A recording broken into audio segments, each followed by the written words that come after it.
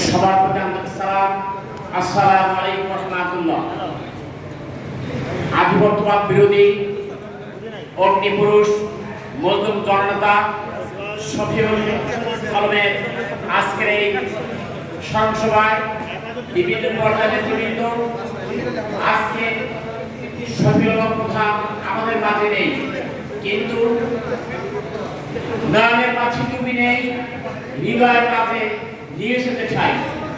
শফিউল আলম আমাদের মাঝে নেই, কিন্তু বাংলাদেশের সকল তারুণ্য, সকল বিপ্লবীদের হৃদয়ের অন্তঃস্থলে শফিউল আলম প্রধান বেঁচে থাকবেন।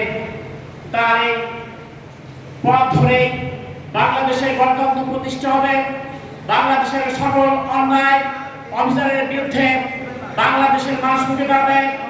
বাংলাদেশের মানুষ 1952 সালের ভাষা আন্দোলনের মধ্য দিয়ে, 69 গণঅভ্যুত্থান, 90 স্বৈরাচারের বিরোধী আন্দোলনের মধ্য দিয়ে এবং 24 সালের গণঅভ্যুত্থানের মধ্য দিয়ে বাংলাদেশের সকল যুব সমাজ, সকল তারুণ্য, সকল বিপ্লবী তারা প্রমাণ করে দিয়েছে বাংলাদেশে কোনো আধিপত্যর কোনো স্থান নেই।